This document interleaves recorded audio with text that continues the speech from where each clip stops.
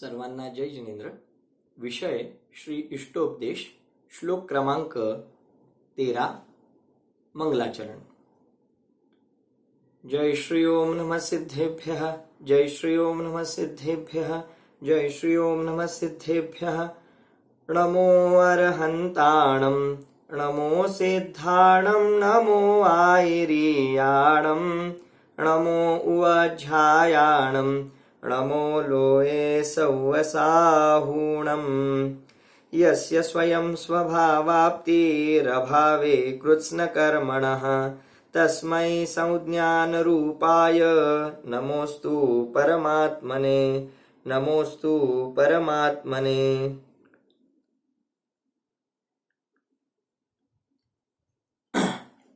श्री इष्टोपदेश ग्रंथाच्या आधारे आपण स्वाध्याय करतो आहोत आणि मागील 12व्या क्रमांकाच्या श्लोकामध्ये आपण हे शिकलो की हा संसार अनेक संकटांनी भरलेला आहे. एक संकट पार पडतं न पडतं तोपर्यंत त्या रहाटगाडग्याप्रमाणे किंवा त्या पदिका यंत्राप्रमाणे पुढच्या अनेक संकटांची मालिका जणू आपली वाटच पाहत असते. आणि मग याद्वारे एकदा या संसार रूपी या संपूर्ण व्यवस्थेचं, या संसाराचं एकदा स्वरूप निर्धारण झालं की निश्चितच आपल्याला जीवन जगण्याची एक नवीन दृष्टी प्राप्त होते. परंतु जेव्हा हे आपल्या लक्षात येतं की संसारामध्ये अनेक संकट येणार आहेत, निश्चितच त्या संकटांना प्रतिकार करण्याचा भाव सुद्धा सहजरित्या उत्पन्न होतो.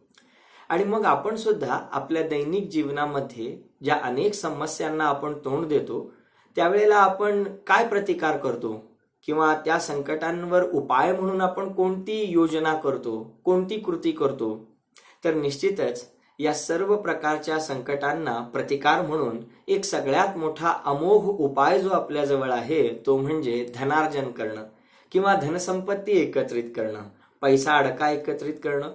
आणि निश्चितच आपली ही धारणा आहे की अशा प्रकारची धनसंपत्ती जर आपल्याजवळ असेल तर निश्चितच आपण जीवनामधील अनेक समस्यांना उत्तर शोधू शकतो, अनेक अडचणींना आपण पार पाडू शकतो. आणि केवळ या धारणेनंच आपलं धनार्जन सुरू असतं किंवा जरी आता आपण उतारवयात असू किंवा रिटायरमेंट नंतरचं जीवन अनुभवत असू तर निश्चितच आपल्यामध्ये ही धारणा आहे की या प्रकारची धनसंपत्ती जर माझ्याजवळ असेल तर निश्चितच माझं जीवन जगणं हे सोपं होणार आहे, सुलभ होणार आहे. तर नेमका हाच बिंदू पकडून आता श्री पूज्यपाद स्वामी या 13व्या क्रमांकाच्या श्लोकामध्ये आपल्याला मार्गदर्शन करणार आहेत की काय धनसंपत्तीद्वारे या संसारातील जी संकटांची मालिका आहे त्याला आपण पार पाडू शकतो, काय या धनसंपत्तीद्वारे आपण या संकटांचा निपटारा करू शकतो. तर पाहूया या श्लोकामध्ये आपल्याला आचार्य देव काय सांगताहेत. निश्चितच हे व्याख्यान किंवा या श्लोकावरचा हे स्पष्टीकरण आपल्याला निश्चितच आपल्या जीवनामध्ये आमूलाग्र बदल करेल. एक आश्चर्यकारक क्रांती आपल्या जीवनामध्ये या श्लोकाच्या स्वाध्यायाद्वारे आल्याशिवाय राहणार नाही.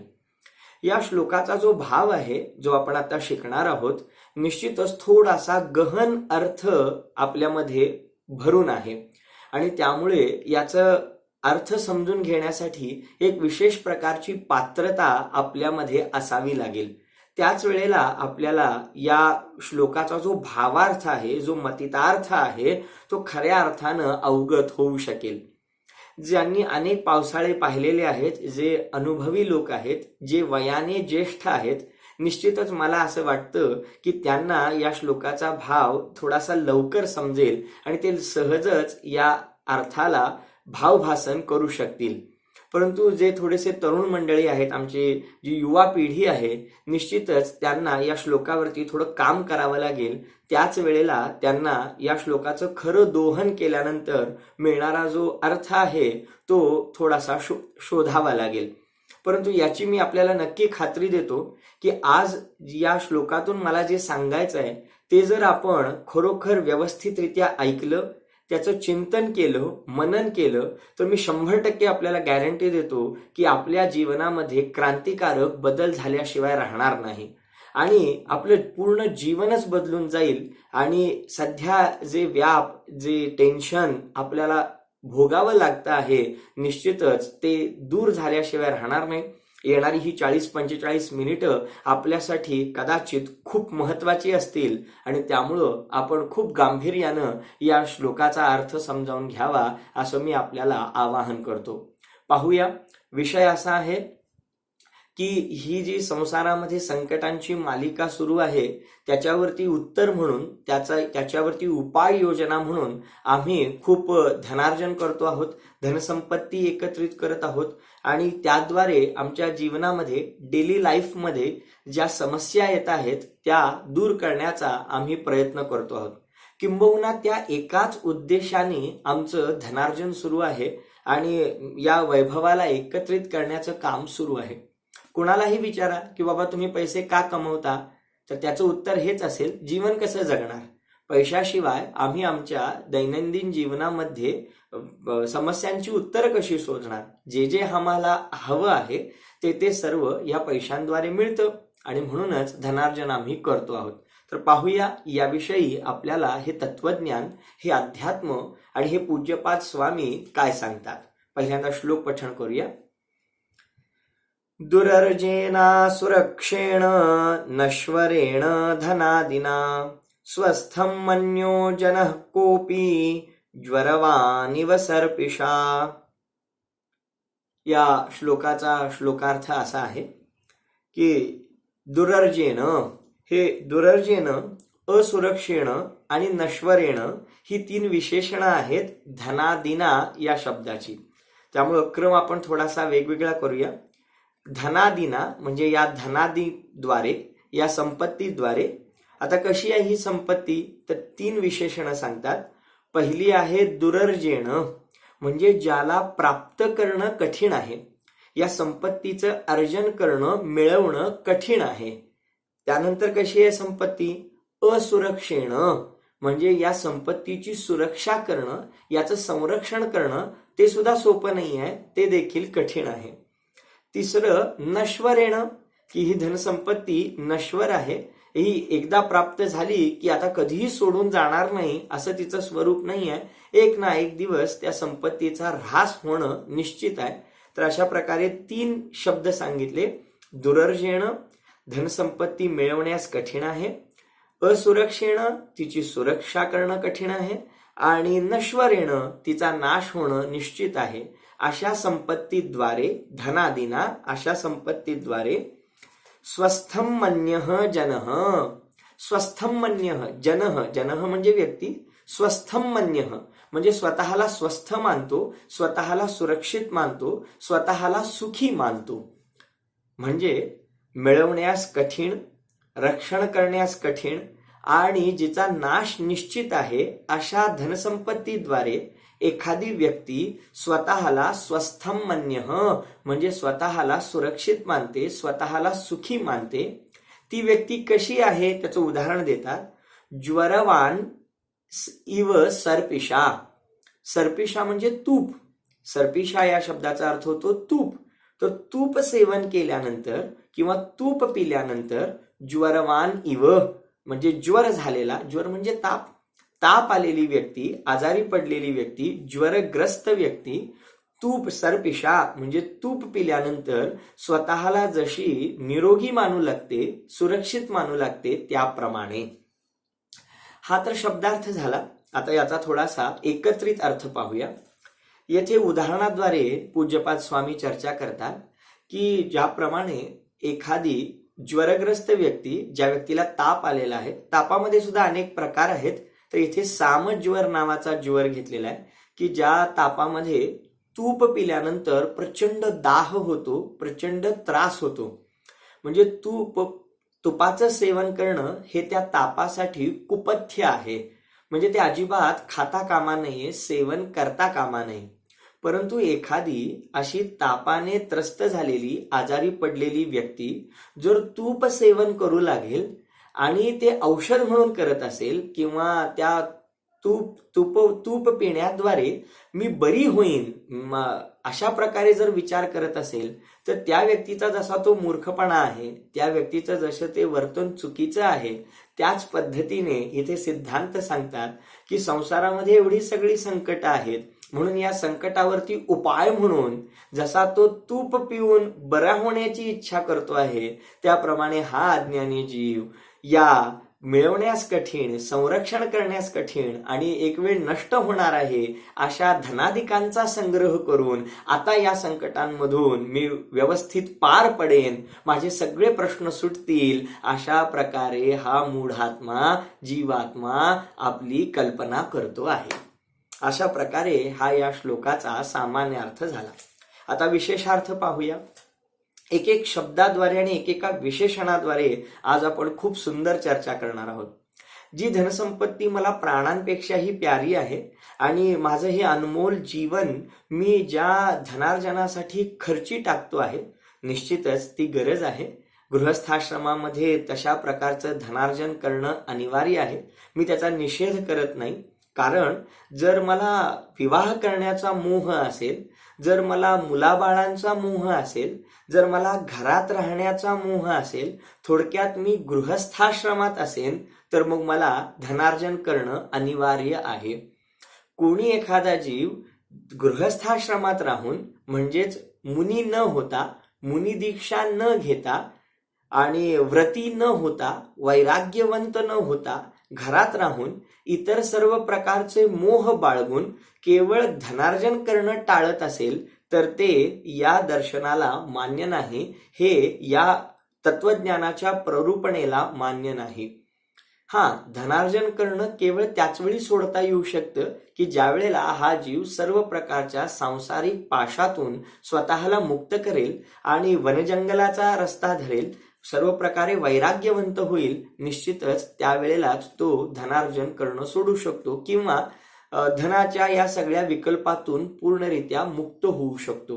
याचा अर्थ जोपर्यंत गृहस्थावस्थेत राहायचं आहे तोपर्यंत कमावून खायचं आहे आणि स्वतः कमवून स्वतःची व्यवस्था करून मगच या गृहस्थाश्रमामध्ये राहायचं आहे.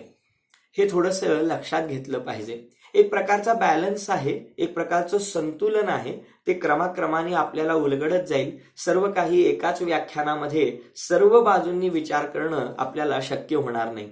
त्यामुळे आपण क्रमाक्रमाने विचार करूया की या गृहस्थाश्रमाची एक अनिवार्य गरज म्हणून आपल्याला एकतर धनार्जन करणं आवश्यक आहे किंवा पूर्वी अर्जित केलेलं जे धन आहे त्याच्या आधारे आपलं मार्गक्रमण करणं, उदरनिर्वाह करणं गरजेचं आहे.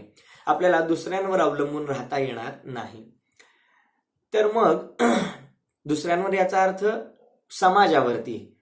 समाजावरती आपल्याला अवलंबून राहता येणार नाही. तर मग हे धन जे प्राप्त केलं जातं, जी की आमची अनिवार्य गरज आहे, तर मग ते प्राप्त करणं सुलभ आहे का? तर पहिलं विशेषण येथे पूज्यपाद स्वामी सांगतात, दुरर्जेण, म्हणजे ज्या धनाचं अर्जन करणं निश्चितच कठीण आहे, महाकठीण आहे, ज्याला प्राप्त करणं सोपं नाही. आणि हे मी आपल्याला वेगळ्या रीतीने सांगण्याची गरज नाही. आपण सर्वजण अनुभवी आहात. काय पैसा मिळवणं फार सोपं आहे? म्हणजे असेल माझा हरी तर देईल खाटल्यावरी, ही काही योग्य नीती नाही. धनार्जन करण्यासाठी आपल्याला खूप काबाड कष्ट करावे लागतात, घाम गाळावा लागतो, यात काही शंका नाही. याचा प्रत्यय आपण सर्वजण पाहतोच आहोत. याचं कारण सध्या भोगभूमी नाहीये. काही काळापूर्वी भोगभूमी होती, कल्पवृक्ष होते आणि त्यामुळं जीवांना, मनुष्यांना काम करण्याची कोणती आवश्यकता नव्हती. कल्पवृक्षाखाली जाऊन इच्छित वस्तू मागितली की त्यांचं उदरनिर्वाह किंवा कालयापन, जीवनयापन होत होतं. परंतु सध्या भोगभूमी नसून कर्मभूमी आहे आणि कर्मभूमीमध्ये कर्म केल्याशिवाय, पुरुषार्थ केल्याशिवाय किंवा कष्ट केल्याशिवाय धनार्जन करणं सोपं नाही, हे निश्चित आहे. आणि त्यामुळं या धन उपार्जन करण्यामध्ये खऱ्या अर्थाने किती अडचणी आहेत हे आपल्याला वेगळं सांगण्याची आवश्यकता नाही. अगदी शेतकरी पहा, कोणतंही क्षेत्र घ्या, त्यामध्ये किती काबाड कष्ट करावे लागतात. जमीन नांगरणं, त्यामध्ये बियाणं पेरणं, तण काढणं, हे एक अतिशय कष्टाची कामं आहेत.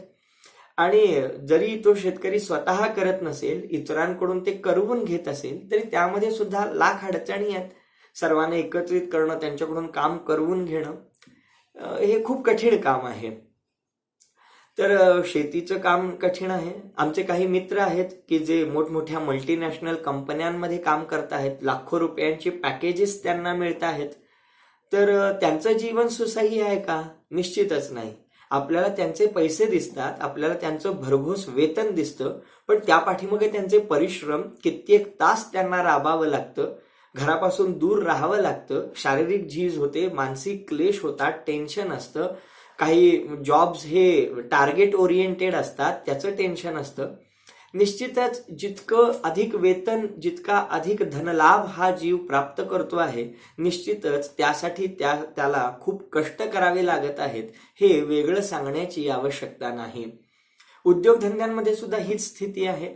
मोठमोठे उद्योगधंदे केले जातात, मोठमोठे बिझनेसमन आहेत, निश्चितच त्यांना अधिक प्राप्ती होताना दिसते, पण ते काही सहज घडत नाही.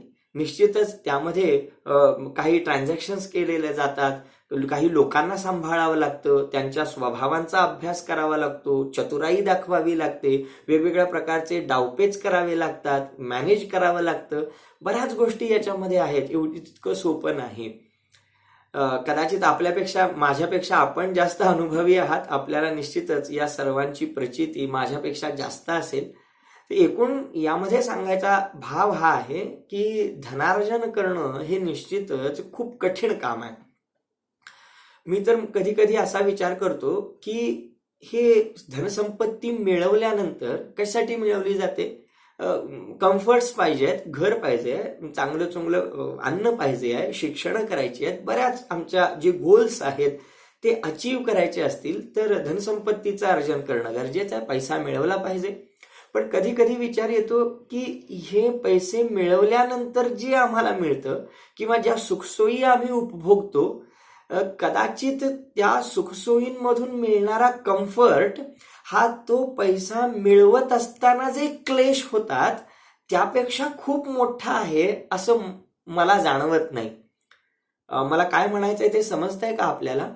म्हणजे खूप कष्ट केल्यानंतर, काबाड कष्ट केल्यानंतर, खूप मानसिकरित्या प्रताडित झाल्यानंतर मग आम्हाला पैसे मिळतात आणि मग ते पैसे खर्च करून आम्ही काही सुखसोयी मिळवतो किंवा काही कम्फर्ट, काही आनंद अनुभवतो. तर मग तो आनंद या कष्टांपेक्षा खूप मोठा आणि खूप चांगला आहे का? तर असं नाही. मला असं वाटतं की काही वेळेला तो बॅलन्सच असतो.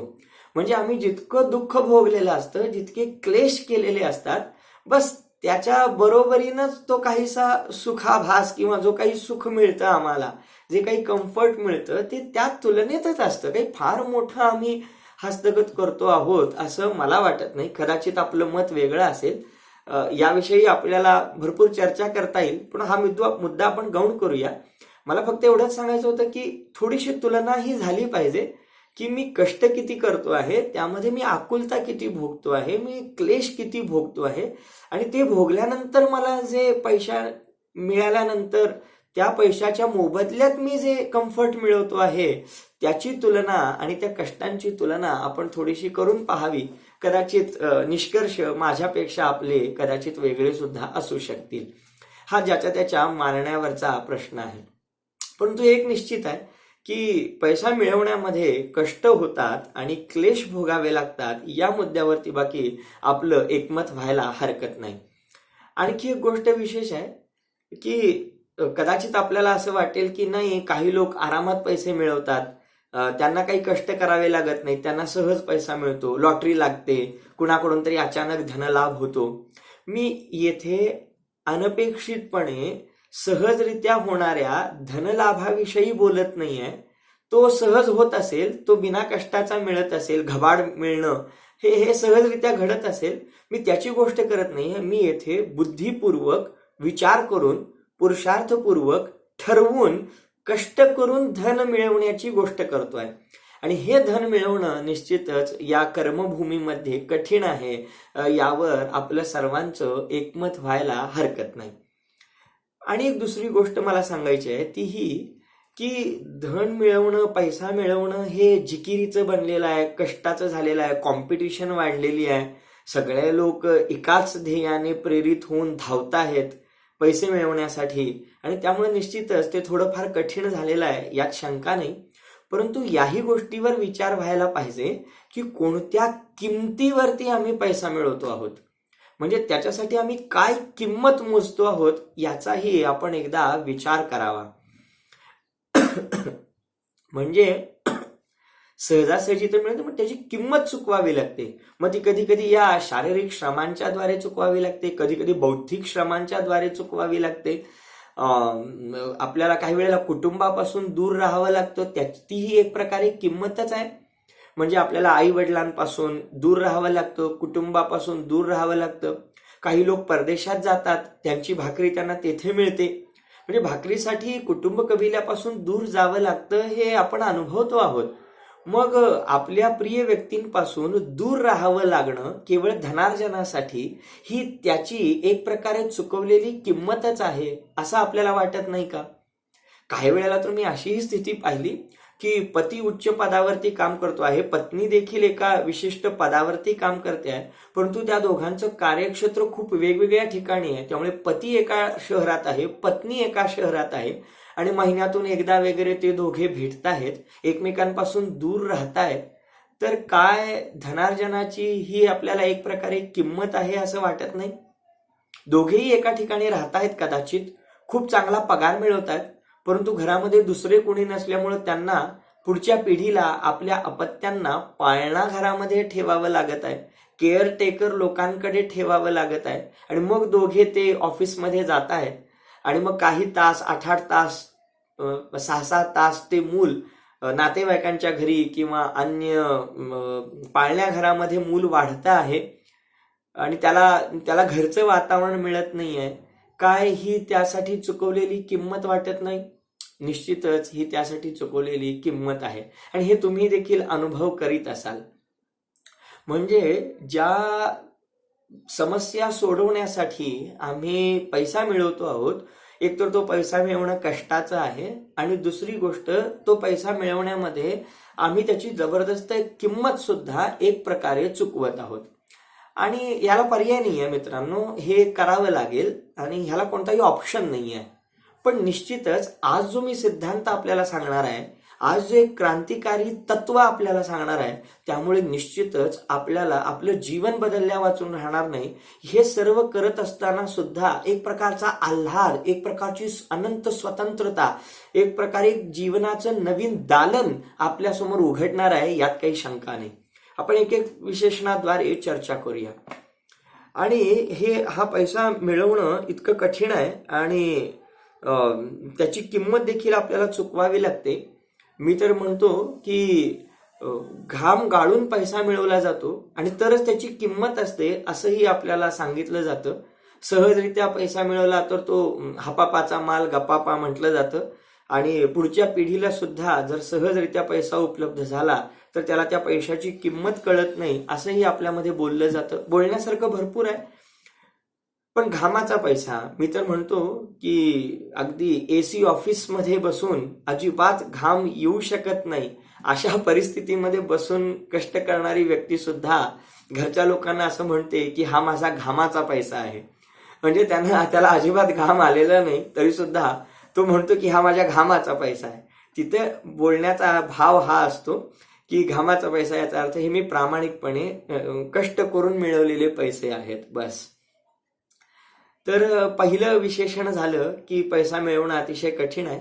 दुसरं विशेषण आचार्य सांगतात की या पैशाचं रक्षण करणं फार कठीण आहे, म्हणजे त्याचं संरक्षण करणं फार कठीण आहे. आणि निश्चितच हे आपण अनुभवतो, कारण जगातल्या सर्वच लोकांना पैसा हवा आहे, आणि त्यामुळं त्या इझी मनी हवा आहे, आणि त्यामुळे त्या पैशाची रक्षा करणं देखील इतकं सोपं राहिलेलं नाही आहे. बँका बुडत आहेत, जिथं पैसे ठेवू इच्छितो ती ठिकाणं आज सुरक्षित राहिलेली नाही आहेत. मी तर कधी कधी गमतीनं म्हणतो की खूप पैसा झाला, खूप दागदागिने झाले, खूप जोखमीच्या वस्तू झाल्या, तर काय करायच्या? काही नाही, जायचं बँकेमध्ये, लॉकरमध्ये सर्व आपलं जोखीम ठेवायचे, सगळे दागिने ठेवायचे, आणि त्याचं संरक्षण करायचं, आणि त्या लॉकरबद्दल आपण भाडं भरायचं. म्हणजे त्या धनाचं, त्या वैभवाचं संरक्षण करण्यासाठी पुन्हा धनच खर्च करायचं, म्हणजे धनाद्वारे धनाची रक्षा करायची. आणि हे आपण पाहतो आहोत, आणि हे आपण सर्वजण अनुभवतो आहोत. धन स्वतःच असुरक्षित आहे मित्रांनो. म्हणजे धन ही अशी वस्तू आहे की स्वतःच असुरक्षित आहे. कुठेही ठेवा, पटकन ते चोरी होण्याची शक्यता आहे, ते लांबवले जाण्याची शक्यता आहे, त्याचं हरण केली जाण्याची शक्यता आहे. आणि निश्चितच त्यामुळं धन, वैभव हे सगळं मुळातच असुरक्षित आहे. प्रश्न तर तेव्हा निर्माण होतो की जेव्हा असं धन घेऊन, असा पैसा अडका घेऊन, असे दागदागिने घेऊन मी जेव्हा प्रवास करतो, तेव्हा निश्चितच माझ्या असं लक्षात येतं की ते सोबत घेऊन जात असताना मी सुद्धा तणावाखाली असतो.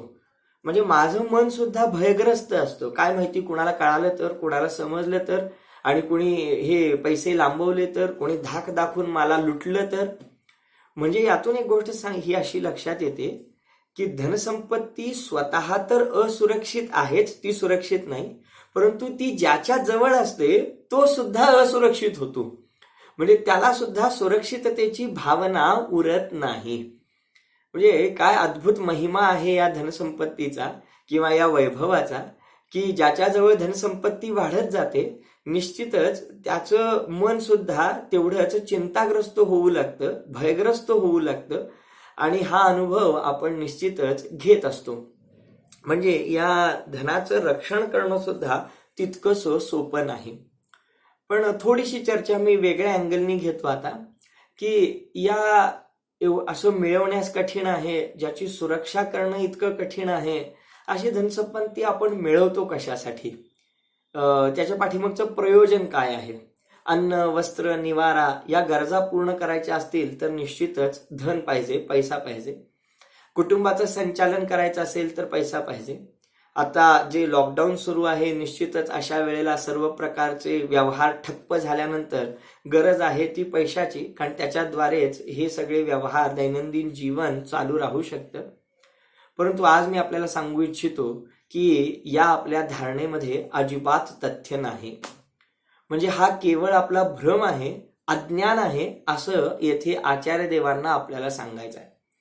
की आपण जे मानून बसलो आहोत की एकदा मी पैसे मिळवले तर निश्चितच यामधून माझ्या सर्व समस्या सुटतील आणि जे बेसिक नीड्स आहेत त्यामधून मी बाहेर पडेन आणि तेव्हा माझं जीवन बऱ्यापैकी चालू लागेल, तर हा निव्वळ आपला भ्रम आहे, असं अज्ञान आहे, असं इथं आचार्य भगवंतांना सांगायचं आहे.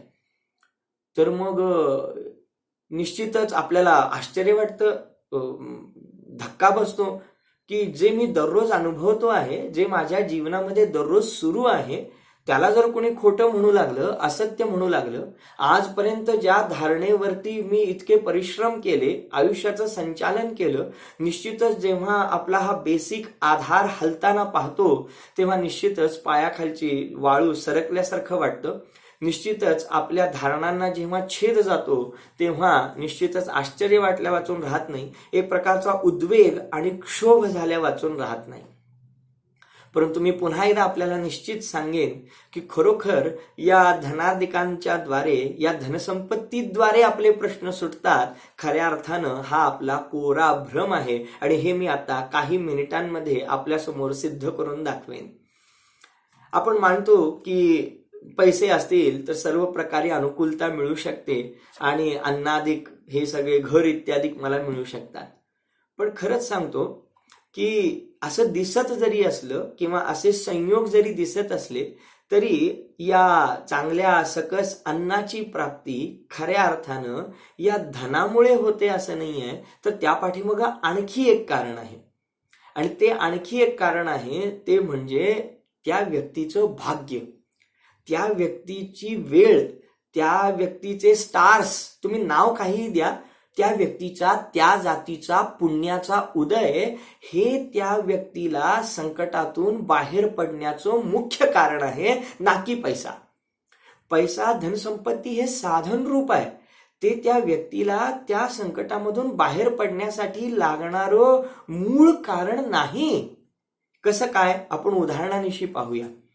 मी अशा काही करोडपती व्यक्तींना भेटलेलो आहे.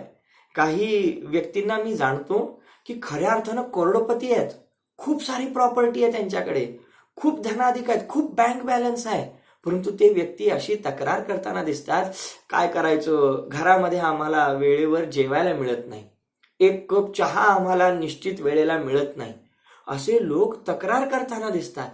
की ज्यांना इतकी सारी संपत्ती आणि प्रॉपर्टी असून सुद्धा अशा म्हणजे खूप धन मिळण्याची, खूप धनवान असणे रूप पुण्याचा उदय तर आहे, परंतु वेळेवर पोट भरेल असं अन्न मिळेल अशा जातीच्या पुण्याचा उदय त्यांना नाही आहे आणि त्याबद्दल ते तक्रार करताना दिसतात. असेही काही व्यक्ती मी पाहिलेले आहेत की ज्यांना 2 वेळ जेवण्यासाठी बाहेर जावं लागतं आणि खूप भटकावं लागतं आणि खरोखर ते खूप धनवान आहेत आणि अशा वेळेला त्यांना खूप पायपीट करून ते अन्न मिळवावं लागतं. बोला, यातून मला काय सांगायचं आहे की अन्न मिळण्यासाठीची जी योग्यता आहे किंवा जे भाग्य आहे, नाव काहीही द्या, परंतु ती एक वेगळी भाग्याची गोष्ट आहे आणि हा पैसा तर केवळ त्याचं साधन आहे. त्याशिवाय ते अन्न उपलब्ध होत नाही. बऱ्याच वेळेला अनुभव घेतो अशा लॉकडाऊनमध्ये किंवा अन्य काही विपरीत परिस्थिती निर्माण झाली तर पैसा राहतो एकीकडे, तो आम्हाला उपयोगी पडत नाही आणि पैसे नसताना सुद्धा आमचं काम होऊन जातं. म्हणून म्हणतो आहे की जे अनुभवी लोक आहेत, ज्यांनी आयुष्यामध्ये अनेक पावसाळे पाहिलेले आहेत, त्यांना निश्चितच माझी गोष्ट लवकर कळणार आहे. तसंच आपल्याला घराच्या बाबतीत सुद्धा म्हणता येईल की धनसंपत्ती असेल, भरपूर पैसा अडका असेल तर आपण घर घेऊ शकतो. पण मी असेही काही माझे मित्र पाहतो की जे खरोखर खूप लखपती आहेत, करोडपती आहेत, खूप सारा पैसा मिळवत आहेत आणि त्यांची ही तक्रार आहे माझ्याकडे की ते म्हणतात काय करायचं, आम्हाला आमच्या घरात राहण्याचं सुख काही मिळत नाही. मी म्हणतो का एवढे पैसे मिळवता, एवढी तुमची खानदानी प्रॉपर्टी आहे, तर ते म्हणतात काय करायचं, आम्ही राहतो शहरांमध्ये, आम्ही मोठमोठ्या कंपनीजमध्ये काम करतो, आमची ट्रान्सफर कुठेही कधीही होऊ शकते आणि त्यामुळं मग जाईल तिथे आम्ही कंपनी बदलतो, आम्ही जाईल तिथे घर कसं कसं घेणार आणि विनाकारण त्या फंदात कशाला पडायचं, अशी त्यांची अडचण आहे. म्हणजे त्या ट्रान्सफरमुळे किंवा त्या विशिष्ट प्रकारच्या कामाच्या स्वरूपामुळे त्यांना स्वतःचं घर घेता येत नाही आणि स्वतःच्या घरात राहण्याचं सुख भोगता येत नाही. बोला, म्हणजे सर्व प्रकारची अनुकूलता असून सुद्धा ते म्हणतात की आम्हाला क्वार्टर्समध्ये राहावं लागतं किंवा त्या रेंटवरती राहावं लागतं आणि आमचं घर आहे गावाकडे, परंतु आम्ही जिथे राहतो तिथे आम्हाला स्वतःच्या घरामध्ये राहण्याचा आनंद उपभोगता येत नाही. तर अशा प्रकारे आपण पाहतो की विशिष्ट प्रकारच्या त्या कर्मांचा उदय असल्याशिवाय ही धनसंपत्ती आम्हाला त्या जातीचं सुख देऊ शकत नाही, हे आपण अनुभवू शकतो.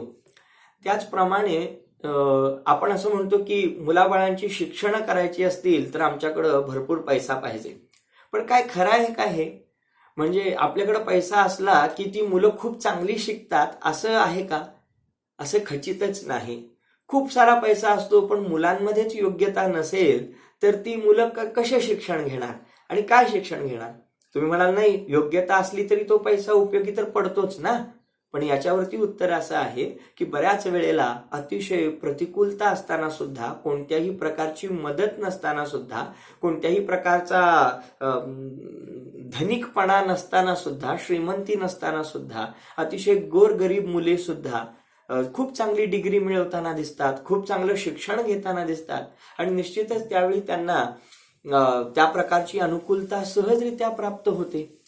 या सर्वातून हे सांगायचं आहे की आमच्या दैनंदिन गरजा भागवण्यासाठी आम्ही धनार्जन करतो ही गोष्ट वेगळी, परंतु ते धन सुद्धा तेव्हाच आपल्याला उपयोगी पडू शकतं जेव्हा त्या पद्धतीच्या कर्मांचा उदय आपल्याजवळ असेल, त्या वस्तूंना भोगण्याची आपली योग्यता आलेली असेल, ते भाग्य आपल्याला असेल तरच तो पैसा उपयोगी पडतो, अन्यथा तो पैसा आपल्याला उपयोगी पडत नाही. याचं उत्कृष्ट उदाहरण म्हणजे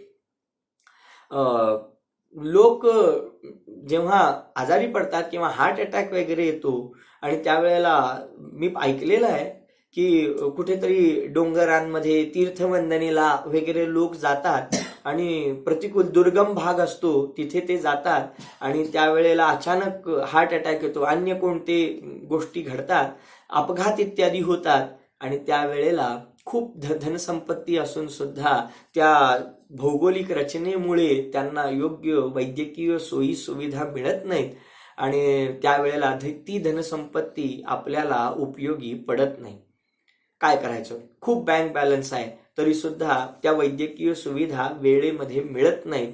याचं कारण एकमात्र आहे की केवळ धनसंपत्ती सोबत असून चालणार नाही, ती उपभोगात यावी, त्याचा फायदा करून घ्यावा असं जे भाग्य आहे, विशिष्ट कर्मांचा उदय आहे, तो सुद्धा असणं गरजेचं आहे. किंबहुना तोच महत्वाचा आहे. तो जर उदय असेल आणि धनसंपत्ती नसेल तर येन केन प्रकारेण आपल्याला ती अनुकूलता मिळते आणि आपलं काम तटत नाही. हा अनुभव आपण अनेक वेळेला कदाचित घेतलेला असाल. म्हणून तर पैशाची थैली घेऊन लोक उभे राहतात डॉक्टरांच्या समोर आणि म्हणतात, डॉक्टर काय वाटेल ते करा, परंतु आमचा पेशंट जगला पाहिजे, काय वाटेल ते करून आमच्या रुग्णाला तुम्ही वाचवा. आणि त्यावेळेला डॉक्टर म्हणतात, अहो मी पैसे घेऊन काय करणार, आम्ही केवळ उपचार करू शकतो, जगणं मरणं आमच्या हाती नाही. हे त्या डॉक्टरांचं उत्तर आहे. ते म्हणतात, आय ट्रीट, ही क्युअर्स.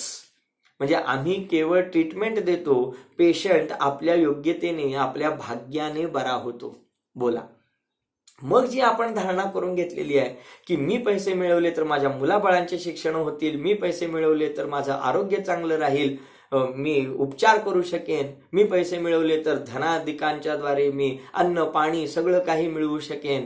नाही रे बाबा, जर तुला तशा जातीच्या कर्मांचा उदय नसेल तर भरपूर धनसंपत्ती असून सुद्धा तुला खायला अन्न मिळणार नाही, प्यायला पाणी मिळणार नाही. अशा प्रतिकूल परिस्थितीमध्ये तू सहजच अडकून बसशील की ज्या वेळेला धनसंपत्तीचा उपयोग होणार नाही. याचा अर्थ मी घाबरतो आहे किंवा या धनसंपत्तीचा मिळवण्याचा निषेध करतो आहे असं मुळीच नाही. मी त्याचा खुलासा पूर्वीच केला या व्याख्यानाच्या सुरुवातीला की गृहस्थावस्थेमध्ये या धनाधिकांना मिळवणं, पैसा मिळवणं खूप गरजेचं आहे. मी त्याचा निषेध करत नाही, परंतु मी आपल्याला दृष्टी देण्याचा प्रयत्न करतो आहे की हा पैसा सुद्धा साधन रूप आहे. मी यासाठी आपल्याला एक उदाहरण देईन की आपल्याला आपली कामं करून घ्यायची आहेत किंवा आपल्याला खूप महत्वाची कामं करायची आहेत. मग त्यावेळेला ती राजाकडून होणार आहेत. तर त्यावेळेला आपल्याला मैत्री करायची आहे, आपल्याला अनुकूल बनवून घ्यायचं आहे. तर आपण कुणाला बनवणार? त्या राजाकडं जो जाण्यासाठीच्या दरवाजामध्ये उभा असणारा शिपाई आहे, द्वारपाल आहे, दारवान आहे, त्याच्याशी मैत्री करणार की डायरेक्ट त्या राजाशी मैत्री करणार? आपल्याला दोन्ही जणांना आपण जवळीक करू शकतो अशी जर परिस्थिती असेल तर आपण कोणाशी मैत्री करावी? आपलं काय मत आहे? त्या दारवानाशी की जो राजाचा सेवक आहे त्याच्याशी मैत्री करावी की डायरेक्ट राजाशीच संबंध जोडावेत, राजाशीच जवळीक करावी? निश्चितच आपलं मत असेल की आपण जर शक्य असेल तर डायरेक्ट राजाशीच जवळीक करावी, राजाला जवळ करावं, त्याच्याशी संबंध मधुर ठेवावेत, जेणेकरून एकदा तो जर आपल्याला अनुकूल झाला तर सर्व आपल्याला अनुकूलता मिळेल. अगदी त्याचप्रमाणे हे जे धन आहे ते साधन रूप आहे, ते त्या द्वारपालाप्रमाण आहे. आणि जो भाग्य उदय आहे किंवा जे सत्कर्म आहे, जो पुण्याचा उदय आहे, जी योग्यता आहे, तो राजाप्रमाणे आहे. आणि ते जर आपल्या जवळ असेल, ते जे अंतस्थ धन आपल्या जवळ असेल, तर ते धन असताना हे धन तर त्याचं सेवक आहे, त्यामुळे ते सहजरित्या आपल्याला उपलब्ध होणारच आहे. परंतु आपण जर राजाला सोडलो आणि केवळ त्या शिपायाच्या मागे लागलो तर त्या कदाचित आपलं काम होईलही, कदाचित आपलं काम होणारही नाही, अशी अवस्था होऊन जाईल आपली. त्याचप्रमाणे म्हणतो आहे की ह्या धनाधिकांच्याच मागे लागलो, आपलं पूर्ण आयुष्य जर आपण या पैसा मिळवण्यामध्येच खर्च केलं आणि त्याच्या प्राप्तीद्वारेच सुख मानलो तर निश्चितच आपली फसगत होईल. आपण त्याही पेक्षा पुढे विचार करून ते धन सुद्धा ज्याचं सेवक आहे, ज्याचा गुलाम आहे, अशा आपल्या पुण्योदयाला किंवा अशा आपल्या भाग्याला वाढवण्याचा प्रयत्न केला पाहिजे की ते असेल तर कधी कुठल्याही प्रकारची अडचण आली तर निश्चितच ते धन उपलब्ध असो अगर नसो, आपली जी अडचण आहे ती अडचण त्या भाग्याद्वारे दूर झाल्याशिवाय राहणार नाही. तर अशा प्रकारे निश्चितच आपण हा विचार केला पाहिजे. कारण या धनाचं विवरण करताना तिसरं विशेषण पूज्यपाद स्वामी सांगतात की हे धन नश्वर आहे, नाशवंत आहे. कारण या धनाला सर्व शास्त्रांमध्ये, सर्व साहित्यामध्ये सर्वच ठिकाणी या आकाशामध्ये चमकणाऱ्या विजेप्रमाणे सांगितलेलं आहे, पाण्यामध्ये उत्पन्न झालेल्या बुडबुड्याप्रमाणे सांगितलेलं आहे. हे असं धन संपत्ती ऐश्वर हे केवळ त्या इंद्रधनुष्यासारखं काही काळ टिकणारं आहे, हे सदा काळ टिकणारं नाही. आणि म्हणून तर काही जे भाषण देणारे जे वक्ते आहेत किंवा जे काही प्रवक्ते आहेत ते सुद्धा नेहमी म्हणतात की बाबांनो, पैसा मिळवण्यापेक्षा, पैसा तर मिळवाच पण त्यापेक्षा माणसं मिळवून ठेवा. कारण पैसा आज आहे उद्या नाही, परंतु जर तुम्ही माणसं मिळवली असतील तर निश्चितच ती तुम्हाला अधिक उपयुक्त ठरतील, कारण ते संबंध तुम्हाला तुमच्या विपन्नावस्थेमध्ये सुद्धा उपयोगी पडतील. मी तर त्याहीपेक्षा पुढे जाऊन सांगतो की ही माणसं, हे धनसंपत्ती, हे सर्व अनुकूल संयोग हे सुद्धा तेव्हाच साधन बनतात जेव्हा आमचं पुण्य काम करतं. आणि म्हणून आपण स्वतःला त्या स्वतःच्या योग्यतेशी, स्वतःच्या भाग्याशी पहिल्यांदा एकत्रित केलं पाहिजे. तिथं मानलं पाहिजे की माझं भाग्य माझ्याजवळ आहे, हे धनसंपत्ती ते नंतर काम करणारे आहेत. हे जर एकदा कळून चुकलं तर निश्चितच या संपत्तीकडे बघण्याचा, या धनाकडे बघण्याचा आपला एक दृष्टिकोन बदलून जातो. आणि मग या धनसंपत्तीचं अर्जन तर होत राहतं, परंतु त्याची योग्यता, त्या मिळवण्यामध्ये असलेली फोलता ही सुद्धा व्यवस्थित लक्षात आली तर निश्चितच एकीकडे आपलं धनार्जन सुद्धा होत राहतं आणि एकीकडे आपल्याला त्याहीपेक्षा महत्वाचं जे आपलं चारित्र्य आहे, जे आपलं सत्कर्म आहे, जे पुण्य आहे, जे भाग्य आहे, त्याच्यावरचा विश्वास मजबूत होतो. आणि मग निश्चितच या जीवन जगण्यामध्ये एक प्रकारची निराकुलता, एक प्रकारचा आल्हाद आल्याशिवाय राहत नाही. मग ती धनासक्ती, केवळ धनच मिळवत राहणं हे जे उद्दिष्ट बनलेलं असतं, निश्चितच ते मग आपल्या जीवनाचं अंतिम गोल राहत नाही. आणि मग सर्व परिस्थिती स्पष्ट झाल्यामुळे जीवनातले सर्व प्रसंग तळहातावर ठेवलेल्या आवळ्याप्रमाणे जेव्हा सहज स्पष्ट होतात, तेव्हा निश्चितच आपल्या जीवनातलं या धनाचं स्थान कुठे आहे हे निश्चित झाल्यानंतर आपल्या चित्तामध्ये सहज प्रकारे निर्मलता येते आणि त्यामुळे आपण आनंदी जीवन निश्चितच जगू शकतो. हे आणि अशा प्रकारचे सिद्धांत समजल्यामुळे माझंच नव्हे तर माझ्यासारख्या हजारो तरुणांचं जीवन पूर्णरित्या बदलून गेलं आहे. आणि या सिद्धांतांच्या आधारे आमचा गृहस्थाश्रम सुद्धा सुरू आहे, आमचं धनार्जन सुद्धा भूमिकेनुसार सुरू आहे.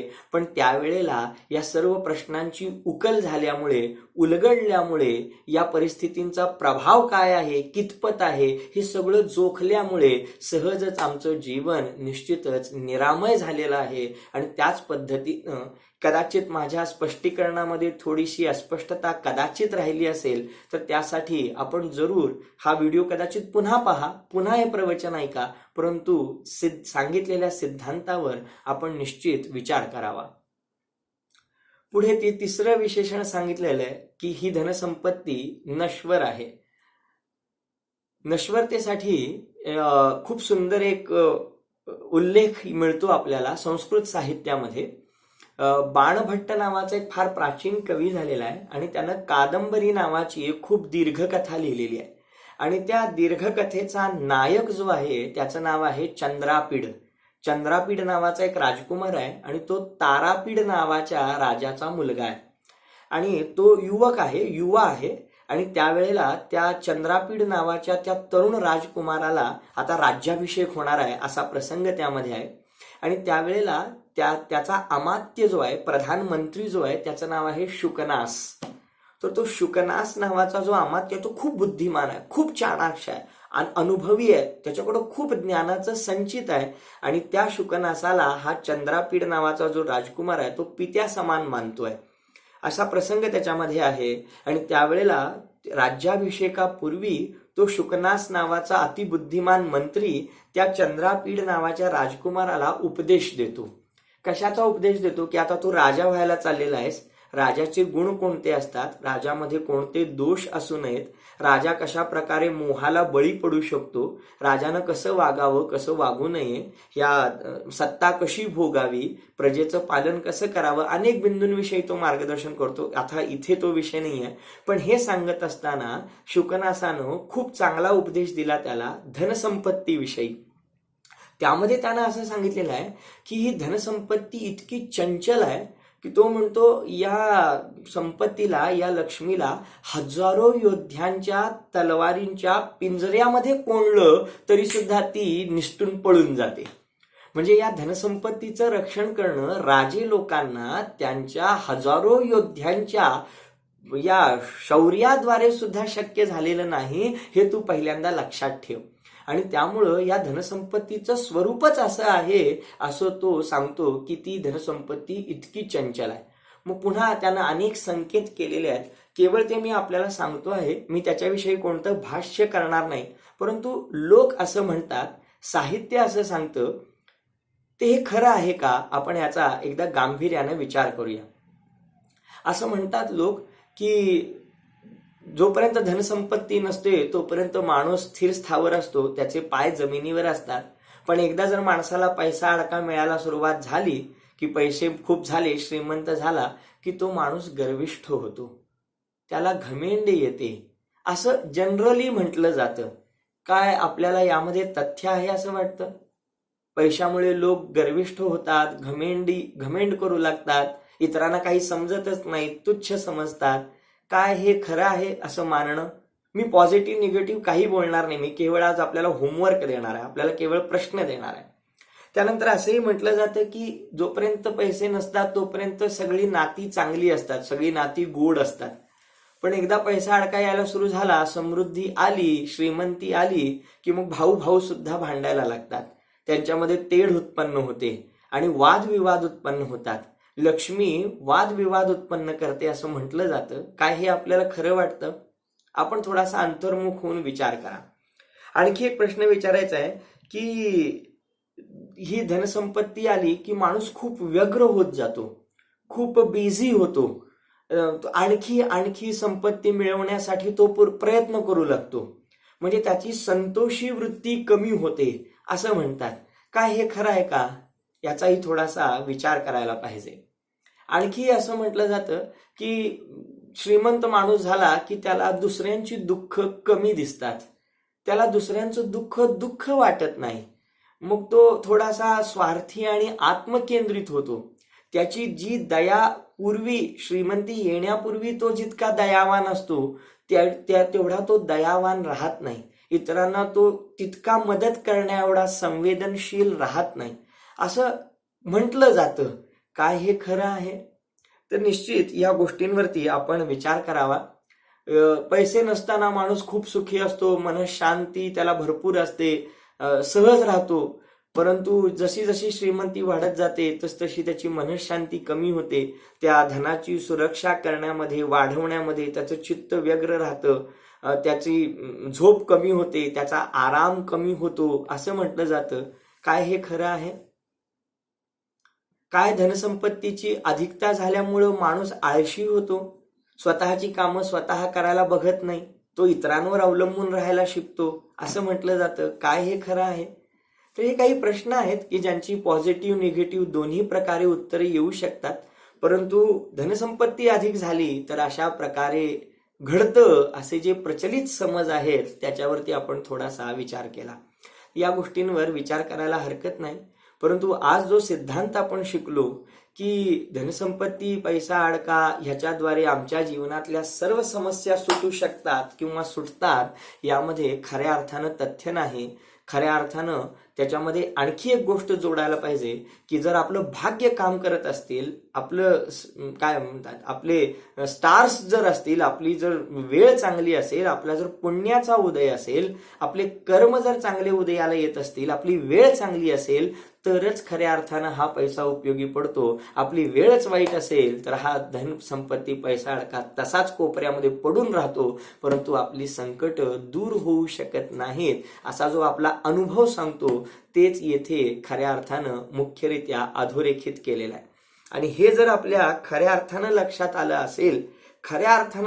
असेल तर मग आयुष्याच्या संध्याकाळी जे आमचे ज्येष्ठ स्वाध्यायी लोक आहेत किंवा वयाने ज्येष्ठ आहेत त्यांनी मग या गोष्टीवरती विचार करावा की या वयामध्ये सहजच एक प्रकारची असुरक्षिततेची भावना होते की यावेळी मी थोडासा परावलंबी झालेला असताना माझी पुढची गती कशी होणार, किंवा माझी सेवा शुश्रूषा कशी होणार, किंवा माझं म्हातारपण कसं निघणार, तर त्यावेळेला असं जीवाला वाटत राहतं की ही जी मी आयुष्यभर जमा करून ठेवलेली पुंजी आहे, आता हाच माझा आधार आहे, याच्याशिवाय आता मला तरणोपाय नाही. हे जर धन नष्ट झालं तर मग माझं कसं होणार? माझ्याजवळची ही एफडी असेल, किंवा हा जो बँक बॅलन्स असेल, किंवा हे जे माझ्याकडे धन शिल्लक आहे, ते जोपर्यंत आहे तोपर्यंतच मी आहे, आणि ते एकदा संपलं तर मग मी संपलो.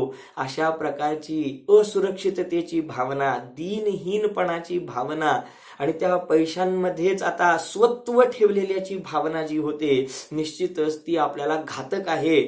आणि ती जोपर्यंत भावना आहे तोपर्यंत आपण खऱ्या अर्थानं स्वातंत्र्य अनुभवू शकत नाही. त्यामुळे सर्व ज्येष्ठ व्यक्तींना माझं निवेदन आहे की आपण आपलं अस्तित्व त्या पुंजीपुरतं मर्यादित करू नये. ते गरजेचं आहे, ते आवश्यक आहे, त्याच्याद्वारे आपल्या दैनंदिन गरजा भागणार आहेत. परंतु हे लक्षात ठेवलं पाहिजे की ते नसलं पण आपलं भाग्य चांगलं असलं तर काही अडचण येणार नाही आहे. आणि जर आपलं भाग्य चांगलं नसेल किंवा पुण्याचा उदय नसेल तर ती पुंजी सुद्धा आम्हाला उपयोगी पडणारी नाहीये. मी तर जेव्हा विचार करतो तेव्हा मला हे खूप जाणवतं की जर असं समजू लागेन की ही जी मी आयुष्यभराची पुंजी एकत्रित केली आता त्याच्यावरतीच माझा भरोसा आहे, आणि ती जर हिरावली गेली, येनकेन प्रकारे बुडाली, तर मग मी मेलो, माझा आता कसं घडणार, माझं अस्तित्व संपलं, असं जर मानत असेल मी, तर मी त्या राक्षसाप्रमाणे आहे. राक्षस कोणता राक्षस?